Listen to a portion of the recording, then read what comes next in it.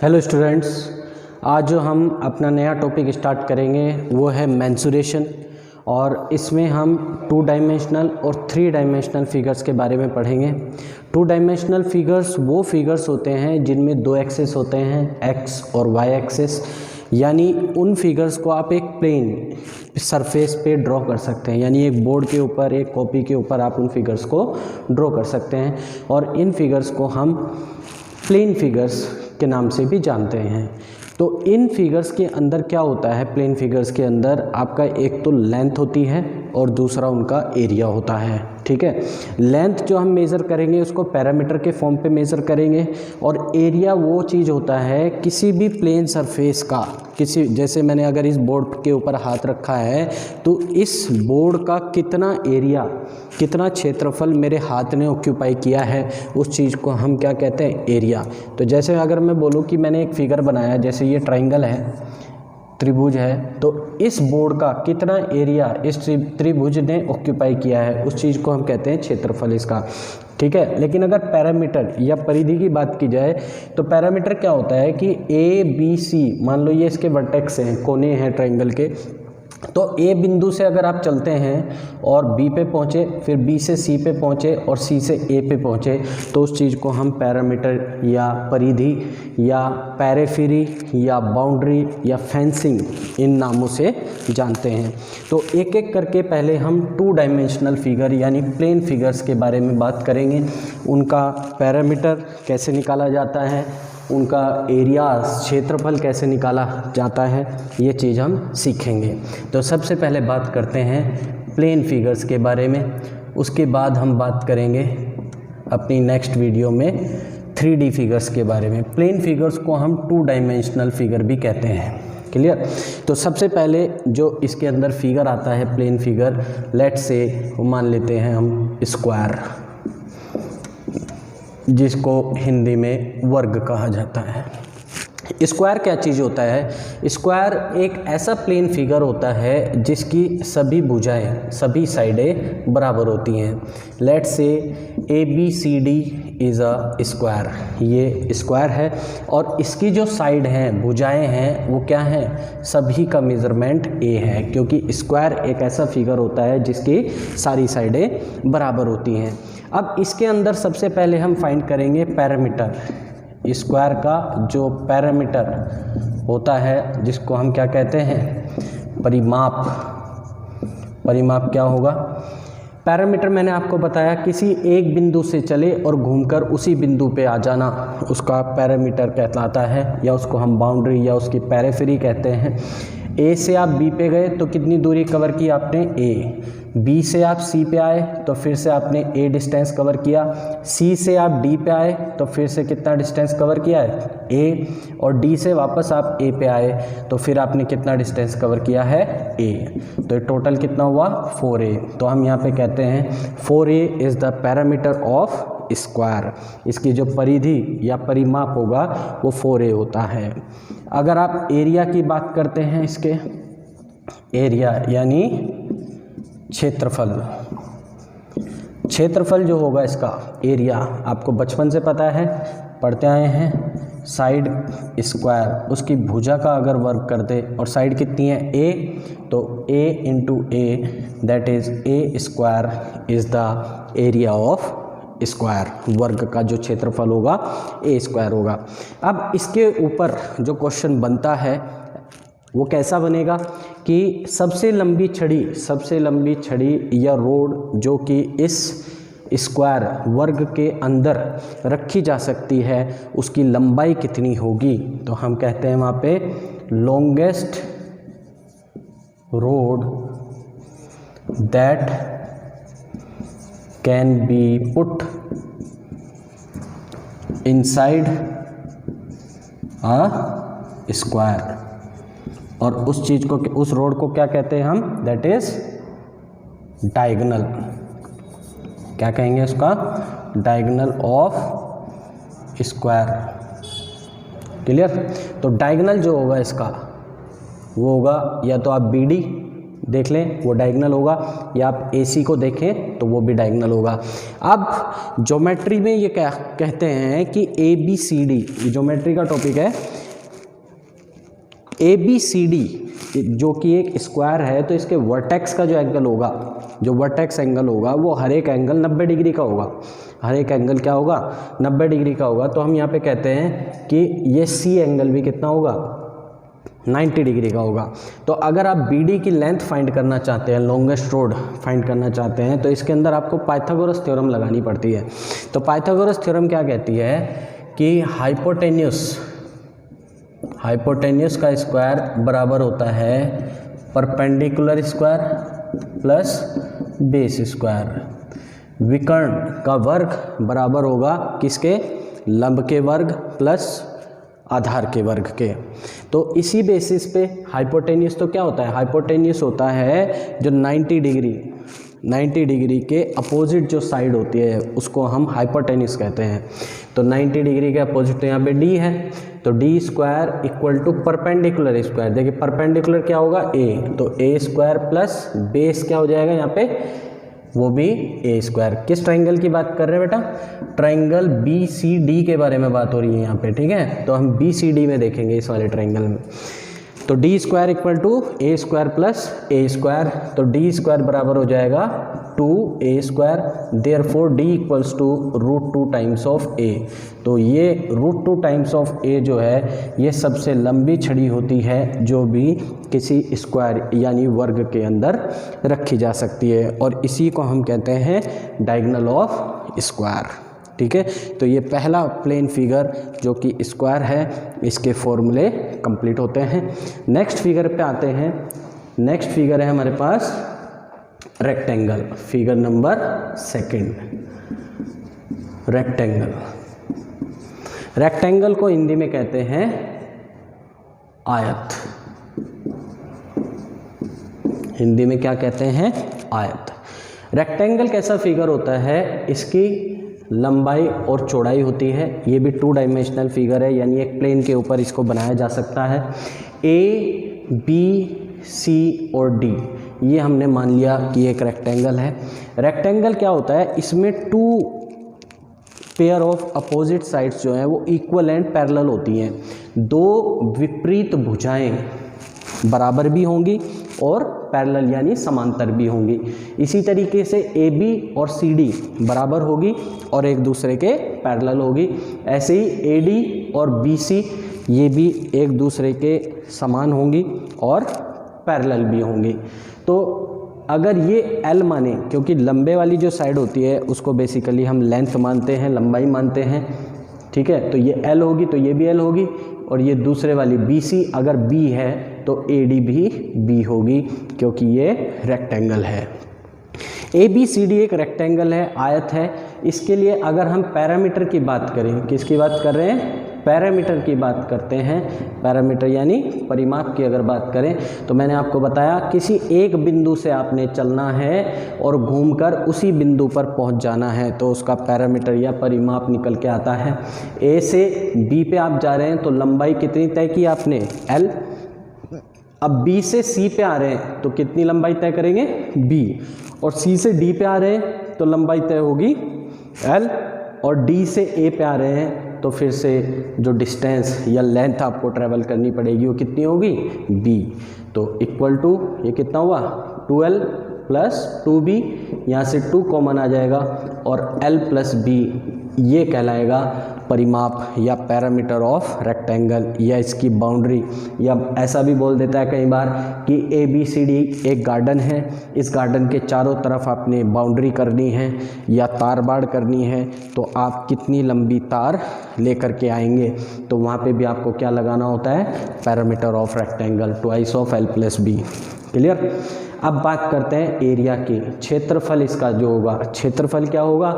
क्षेत्रफल होता है इसका लंबाई गुणा चौड़ाई, L into B। Clear. Next जो बात करते हैं हम, सेम बात होगी डायगोनल ऑफ रेक्टेंगल के बारे में। किसके बारे में बात होगी? डायगोनल ऑफ रेक्टेंगल, आयत का डायगोनल या विकर्ण चलिए देखिए डायगनल, फिर से हम बात कर रहे हैं, लेट्स से ट्रायंगल, ट्रायंगल कौन से वाला देखें, B C D, B C और डी, जिसमें कि राइट एंगल है, राइट एंगल है कहाँ पे, सी पे, सी पॉइंट पे राइट एंगल बनेगा। तो इसके अंदर भी आप पाइथागोरस थ्योरम का यूज़ करेंगे, हाइपोटेन्यूस स्क्वायर बराबर perpendicular square plus base square. तो यहाँ पे हाइपोटेन्यूस क्या हो जाएगा, 90 के विपरीत अपोजिट जो साइड होती है उसको हम हाइपोटेन्यूस कहते हैं। तो बन जाएगा D square is equal to L square plus B square. तो डी बराबर square root of L square plus B square. तो ये होगी लॉन्गेस्ट रोड, सबसे लंबी छड़ी जो भी किसी रेक्टेंगल या आयत के अंदर रखी जा सकती है। तो इस तरीके से आपने समझा कि कैसे हम पैरामीटर, एरिया और डायगोनल निकाल सकते हैं स्क्वायर और रेक्टेंगल के। अब थर्ड प्लेन फिगर जो हमारे पास होगा वो होगा ट्रायंगल, यानी त्रिभुज के बारे में हम बात करेंगे। देखिए मेंसुरेशन के हिसाब से ट्रायंगल जो है वो 3 प्रकार के होते हैं, 3 types of triangle are there. First one is equilateral, जिसकी सारी साइडें बराबर होती हैं। Second one is isosceles, iso means same, तो आइसोसेलस में 2 साइडें बराबर होती हैं। And third one is scalene, जिसकी कोई भी साइड बराबर नहीं होती है, जिसकी कोई भी भुजा बराबर नहीं होती है। ये 3 टाइप के ट्रायंगल आते हैं मेंसुरेशन के अंदर। बाकी जो आएंगे acute angle triangle, obtuse angle triangle, right angle triangle, वो आते हैं आपके ज्योमेट्री के अंदर, तो उसको हम ज्योमेट्री में पढ़ेंगे। यहाँ पे हम पढ़ रहे हैं किसके बारे में, first type is equilateral triangle. पहला जो होगा इक्विलेटरल ट्रायंगल, क्लियर। अब ट्रायंगल के लिए जो एरिया का कॉमन फॉर्मूला होता है, क्षेत्रफल का जो कॉमन फॉर्मूला होता है, बचपन से पढ़ते आए हैं, हाफ बेस इनटू हाइट, ये कॉमन फॉर्मूला होता है, ठीक है। हाइट क्या होती है, कई बार बच्चे हाइट में कंफ्यूज रहते हैं। हाइट क्या होती है, बेसिकली परपेंडिकुलर डिस्टेंस होती है हाइट, लंबकीय दूरी होती है हाइट, किसी भी बेस से लेकर के उसके टॉप मोस्ट पॉइंट तक। जैसे हम अगर बात करें ABC इज़ अ ट्रायंगल, तो इसकी हाइट क्या होगी, देखिए इसकी हाइट होगी, अगर BC को आप बेस मानते हैं, किसको बेस मान रहे हैं, BC को अगर बेस मान रहे हैं, तो A बिंदु जो होगा वो हाईएस्ट पॉइंट होगा, टॉप मोस्ट पॉइंट होगा। तो इस बेस से इस टॉप मोस्ट पॉइंट की जो परपेंडिकुलर डिस्टेंस होगी उसको हम हाइट कहते हैं। तो यहाँ पे हाइट क्या हो जाएगी, AD। तो ये कौन सा ट्रायंगल था, ये बेसिकली ये ट्रायंगल था acute angle triangle. Acute angle triangle उस ट्रायंगल को बोलते हैं जिसमें सारे ही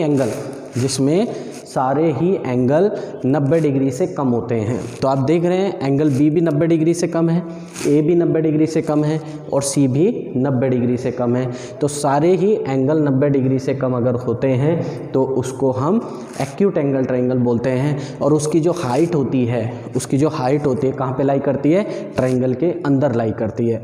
और अगर बात करते हैं राइट एंगल ट्रायंगल की, अब राइट एंगल ट्रायंगल कैसा होगा, जिसमें एक एंगल 90 डिग्री का होगा। ये वैसे हम ज्योमेट्री में पूरा इलेबोरेट वे में पढ़ेंगे, अभी मैं थोड़ा आपको हिंट दे रहा हूँ सिर्फ। तो इसमें एंगल B ये 90 डिग्री होगा, ठीक है।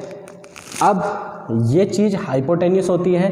बेस आप किसी को भी बना सकते हैं, बेस ये भी बन सकता है, बेस ये भी बन सकता है। अगर आपने इसको बेस बनाया तो ये बन जाएगा आपका पास परपेंडिकुलर, ये क्या होता है हाइपोटेन्यूस, तो ये बन जाएगा परपेंडिकुलर।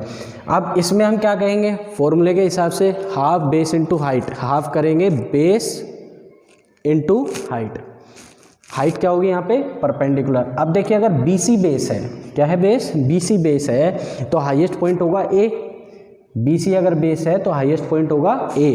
तो BC से A पॉइंट तक की जो शॉर्टेस्ट डिस्टेंस होगी, शॉर्टेस्ट डिस्टेंस ही हमेशा परपेंडिकुलर डिस्टेंस होती है, जो शॉर्टेस्ट डिस्टेंस होगी उसी को हम कहेंगे इसकी हाइट। तो यहाँ पे हाइट हो जाएगी क्या, AB।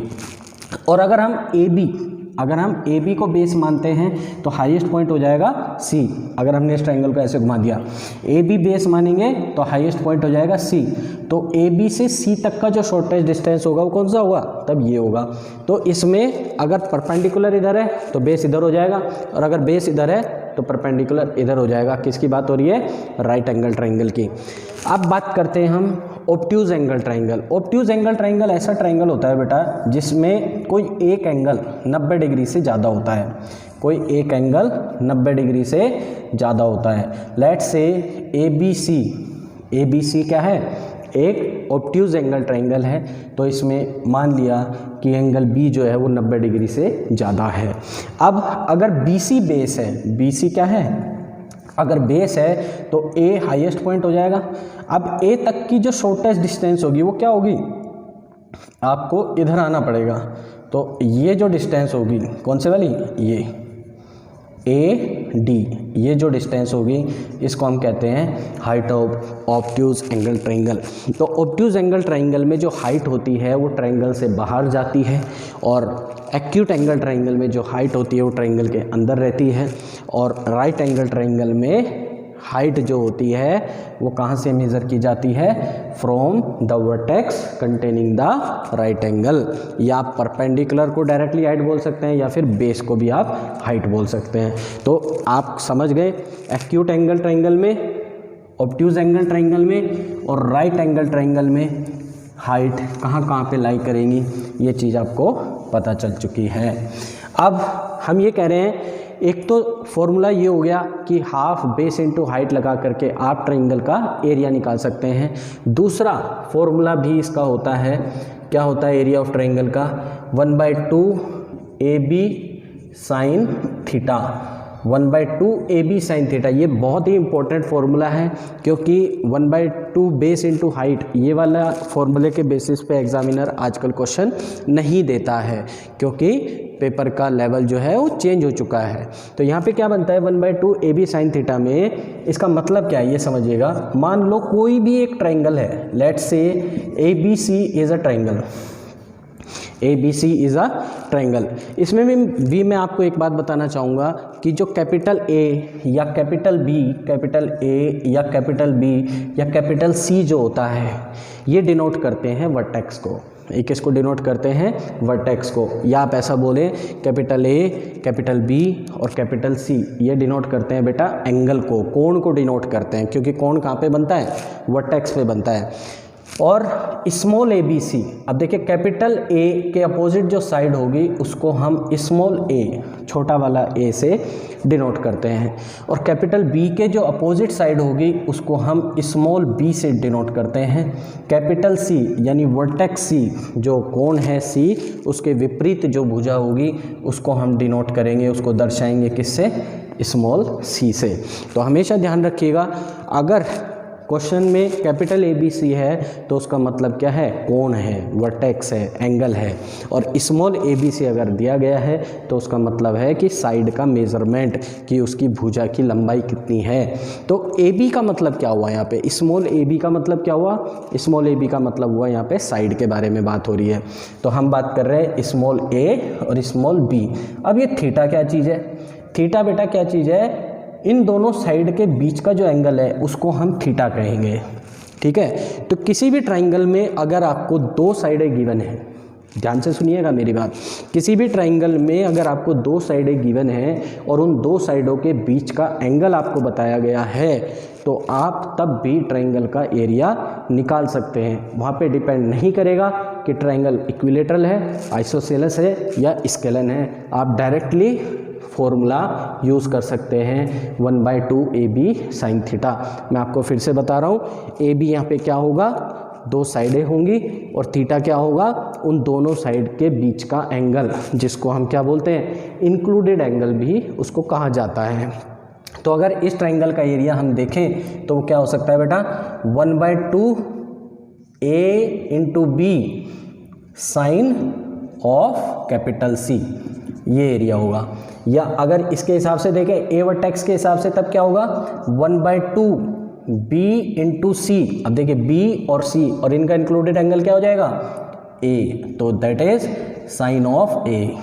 और ये बराबर होगा ये भी किसके, अगर हम सी वर्टेक्स के हिसाब से चलें तब होगा 1/2 a into C, that is a into C, और इंक्लूडेड एंगल क्या होगा b, तो दैट इज साइन b।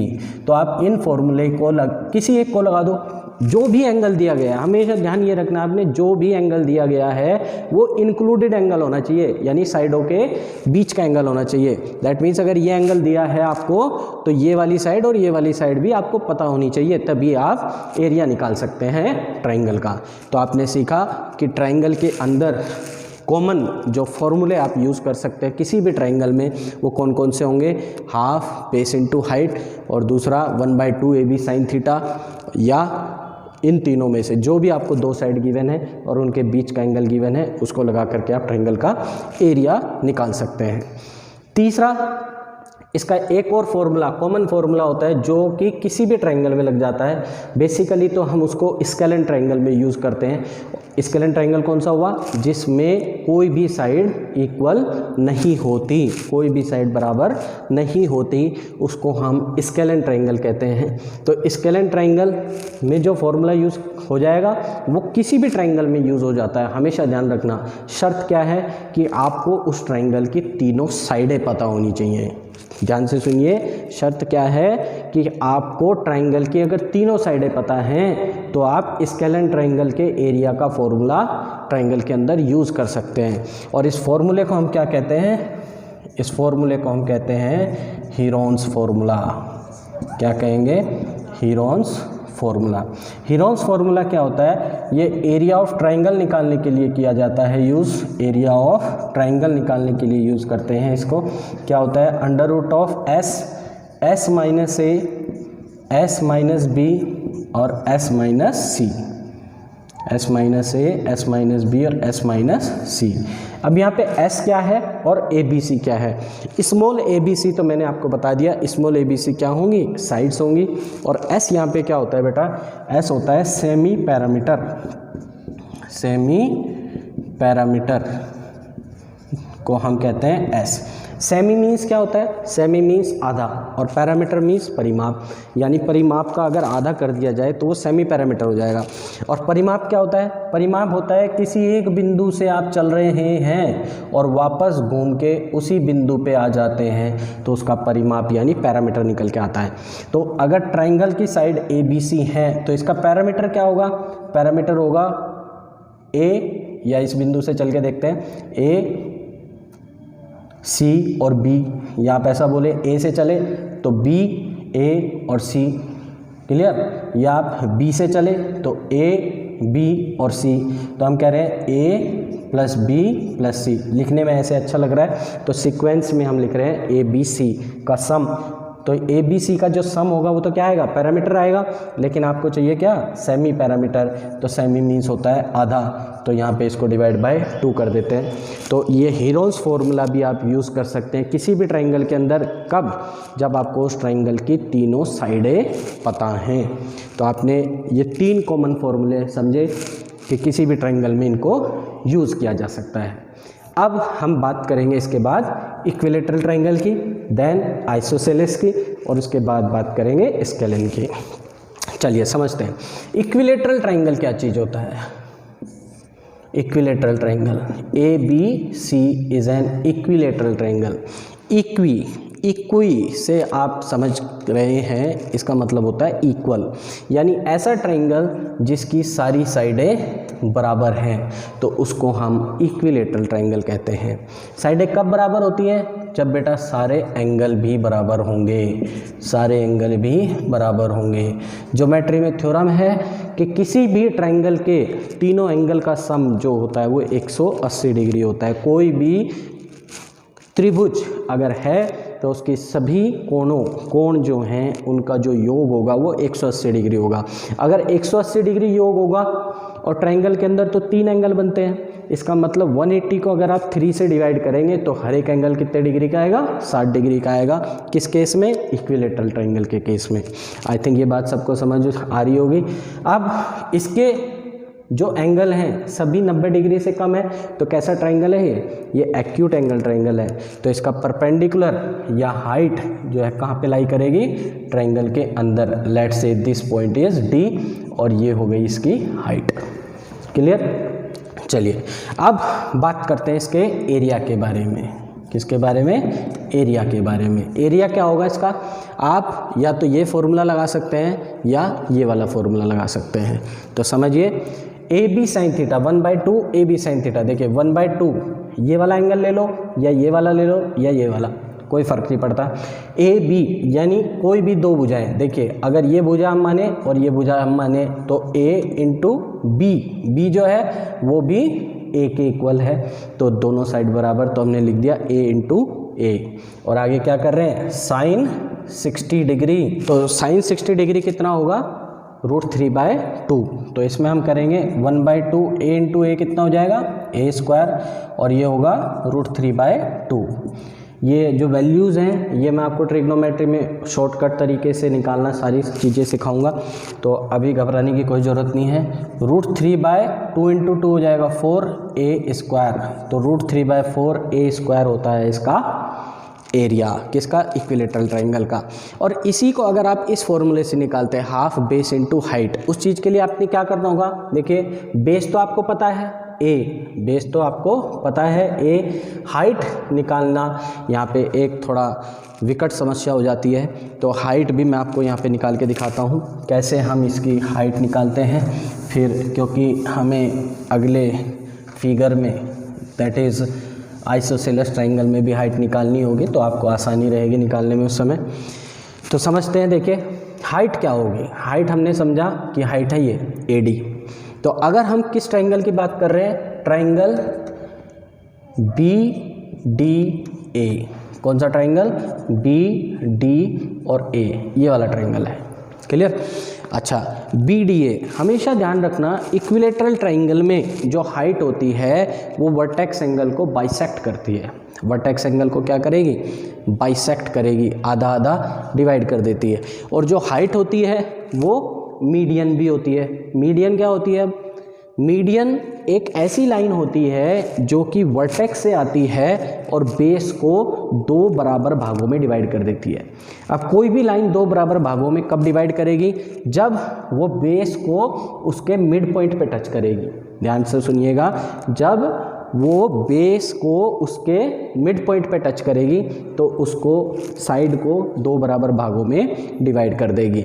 तो इक्विलेटरल ट्राइंगल के अंदर AD जो है वो मीडियन भी होती है। मीडियन हिंदी में क्या कहते हैं, मध्यिका। ठीक है।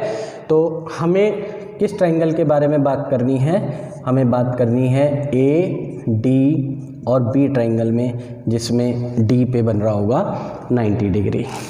क्लियर। और ये चीज़ है आपके पास हाइट, और क्योंकि AD मीडियन है तो D मिड पॉइंट होगा BC का।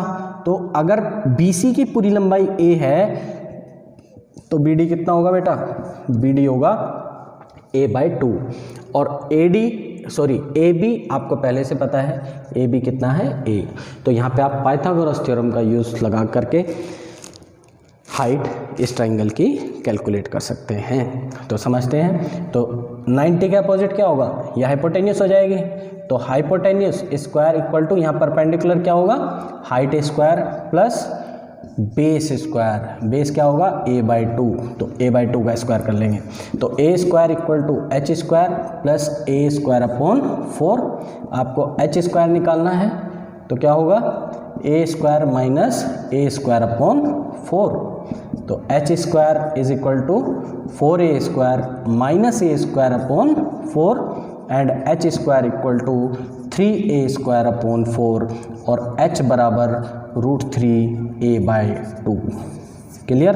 तो अगर हम इस वाले फॉर्मूला का यूज़ करके इक्विलेटरल ट्राइंगल का एरिया निकालते हैं तो वो क्या होगा, हाफ बेस कितना होगा, that is A, and height आ जाएगी √3A/2, that is √3/2 into 2 is 4A²। तो √3/4A² is the area of equilateral triangle. ऐसे भी आप इसका एरिया निकाल सकते हैं। अब बात करते हैं इसके पैरामीटर के बारे में। अब देखिए इसका पैरामीटर क्या होगा, परिमाप क्या होगा। पैरामीटर मैंने आपको बताया, किसी एक बिंदु से चले और वापस घूमकर वहीं आ गए तो उसका पैरामीटर निकल जाता है प्लेन फिगर का। तो अगर आप ए बिंदु से चले, ए से सी पे आए तो ए दूरी कवर करेंगे, सी से बी पे आए फिर से ए दूरी कवर करेंगे, और बी से ए पे आए फिर से ए दूरी कवर करेंगे। तो आपने ए डिस्टेंस ट्रेवल किया कितनी बार बेटा, 3 बार आपने ये डिस्टेंस ट्रेवल किया। तो 3a is the parameter of equilateral triangle.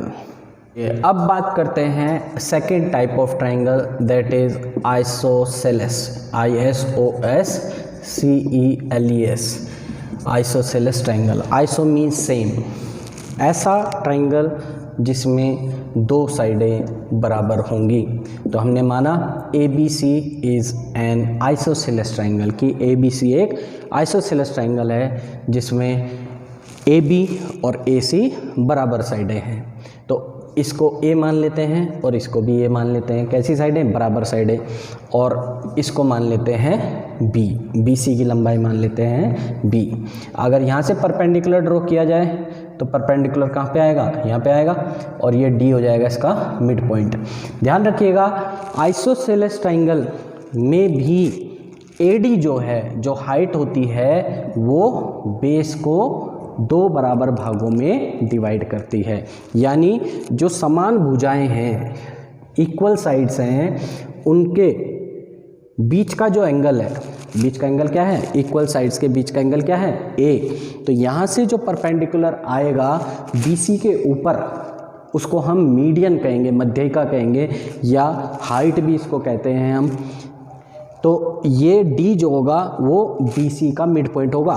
तो BD कितना हो जाएगा, B/2, और CD भी हो जाता है बेटा यहाँ पे B/2। इसको और ज़्यादा लैबोरेटरी वे में पढ़ेंगे हम ज्योमेट्री के अंदर। ध्यान रखिएगा जितनी इम्पोर्टेंट इन्फॉर्मेशन है मेंसुरेशन से रिलेटेड, वो मैं आपको मेंसुरेशन में बताऊंगा, और ज़्यादा अगर हमने इसमें ज्योमेट्री का इंटरफेरेंस कर दिया तो कन्फ्यूज़न क्रिएट होना स्टार्ट हो जाएगा। तो इसलिए उन चीज़ों पे मैं ज़्यादा अभी फोकस नहीं कर रहा हूँ। चलिए बात करते हैं एरिया ऑफ आइसोसेलेस ट्राइंगल।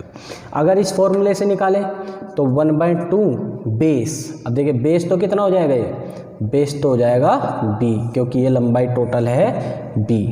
और अगर हाइट हम निकालते हैं तो हाइट कैसे निकालेंगे, देखिए फिर हम ट्राइंगल उठाएंगे, कौन सा वाला, ADB। कौन सा ट्राइंगल, AD और B। इसको हम अलग से ड्रॉ कर लेते हैं ताकि आपको कन्फ्यूज़न नहीं रहेगा। AD और B। D जो है वो राइट एंगल ट्राइंगल है D पॉइंट पे। H ये हाइट हो जाएगी AD। BD जो होगी वो कितनी होगी, B/2, और AB आपके पास होगी A। इस ट्राइंगल के अंदर भी आप पाइथागोरस थ्योरम का यूज़ कर सकते हैं, दैट इज़ हाइपोटेन्यूस स्क्वायर बराबर perpendicular square plus base square. तो 90 डिग्री के अपोजिट जो साइड होती है उसको हम हाइपोटेन्यूस कहते हैं। तो A square that is hypotenuse square बराबर परपेंडिकुलर स्क्वायर प्लस बेस का स्क्वायर। अब बेस कितना है यहाँ पे, BD कितना है, B/2। तो A square equal to H square plus B square upon 4। H आपको निकालना है तो H स्क्वायर कितना हो जाएगा, A square minus B square upon 4, क्योंकि ये B स्क्वायर अपॉन 4 इधर आएगा तो माइनस का हो जाएगा, और H स्क्वायर पहले से प्लस का था। तो H स्क्वायर बराबर 4A square minus B square upon 4। और इसको अगर हम आगे देखें तो H बराबर आपके पास आ जाएगा square root of 4A square minus B square upon 2, क्योंकि ये 4 जब रूट से बाहर निकल के आएगा तो 2 आएगा। तो हाइट आपके पास आ रही है, जो इसकी लंबाई होगी, ऊंचाई होगी इस ट्राइंगल की, कितनी होगी, square root of 4A square minus B square upon 2। और जब ये फॉर्मूला बन के निकलता है तो ये बनेगा 1/4B square root of 4A square minus B square. तो ये फॉर्मूला होता है किसके लिए, एरिया ऑफ आइसोसेलेस ट्राइंगल, ऐसा त्रिभुज जिसकी 2 भुजाएं बराबर होंगी। क्लियर। तो ये फार्मूला आप डायरेक्ट यूज़ कर सकते हैं, ये आपको याद रखना है एग्ज़ाम में भी, क्योंकि एग्ज़ाम में आपको फार्मूला बनाने का समय नहीं मिलेगा। क्लियर। नेक्स्ट बात करते हैं हम इसके पैरामीटर के बारे में, परिमाप के बारे में। पैरामीटर क्या हो जाएगा, किसी एक पॉइंट से चले और घूमकर उसी पॉइंट पे अगर आप वापस आ जाते हैं तो उसका परिमाप या पैरामीटर या पेरिफेरी या बाउंड्री आपके पास निकल के आती है।